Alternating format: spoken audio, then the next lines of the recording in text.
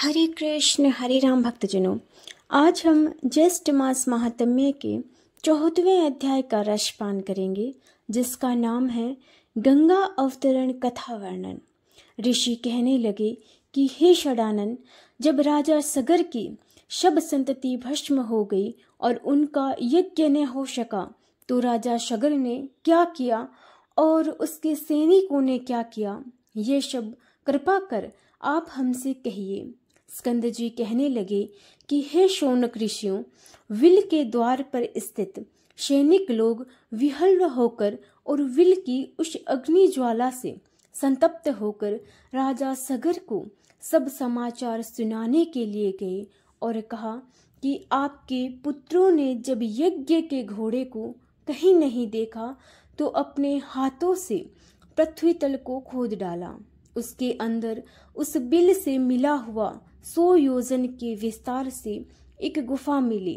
उसके अंदर बहुत से सैनिक सहित आपके पुत्र सब के सब चले गए और हम सब लोगों को बिल के द्वार पर रोक दिया। कितने ही दिनों तक जब वह बाहर नहीं आए तो हमको बिल के द्वार पर खड़ा रहने के कारण कुछ पता नहीं लगा कि वे अंदर क्या कर रहे हैं। इतने में ही पाताल के समान वह बिल अग्नि से पूर्ण हो गया और हम लोग अग्नि ज्वाला में व्याप्त हो गए। फिर हम लोग वापस आकर समाचार आपसे निवेदन किया, हे राजन, उनकी क्या गति हुई। मुक्त हो जाने के कारण हम कुछ नहीं जान सके। उन सैनिकों के ऐसे वचन सुनकर पर्वत पर वज्र प्रहार के समान राजा सगर पृथ्वी पर गिर गए और मूर्छा खाकर मृत व्रत से लगने लगे। यह देखकर उनके आत्मज और सभी ऋत्वज लोग हाहाकार करने लगे। इसके पश्चात राजा सगर को उठाकर उनके मुख कमल पर जल सिंचन करने लगे। राजा को मूर्छा से जागृत देखकर ऋत्वज लोग कहने लगे कि हे नृप शार्दुल, हे समस्त प्राणियों के रक्षक, शोक मत करो, क्योंकि पुरुष वीर्यशाली होते हैं। आप और हम सब उस बिल के द्वार पर चलेंगे और वे सब उस बिल के अंदर वाले जीव का बल और पराक्रम देखने के लिए यज्ञ के कार्य को समाप्त कर चल पड़े। मार्ग में सैनिकों ने देवताओं से भी दुष्कर कर्म जो सगर पुत्रों ने किए थे राजा को दिखाए। बिल पर्यंत पृथ्वी का समस्त तल भाग खुदा हुआ देखकर ऋषि लोग कहने लगे कि हे उपस्थित वृद्ध, आप लोग सुनिए। हम सब राजा सगर के भाव को समझकर कहते हैं कि वह बड़ा भारी जो गड्ढा नजर आ रहा है वह समुद्र हो जाएगा। इस प्रकार विवाद करते हुए वे सब विवर के समीप चले गए और उसके समीप सब सेना को खड़ी करके धर्मात्मा राजा सगर ऋषियों के साथ संयत होकर परम अद्भुत भूग्रह के अंदर गए। वह भूग्रह इंद्रलोक के समान रत्नों से प्रदीप्त प्राणियों के संचार से रहित और सुंदर था, परंतु भस्म से पूर्ण था।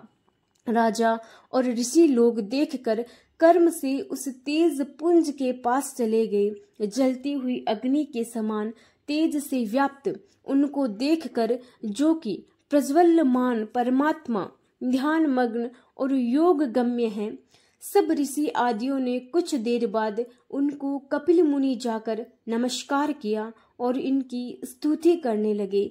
वह कहने लगे कि हे देव, आप नित्य हैं। हे परमानंद, आपकी जय हो।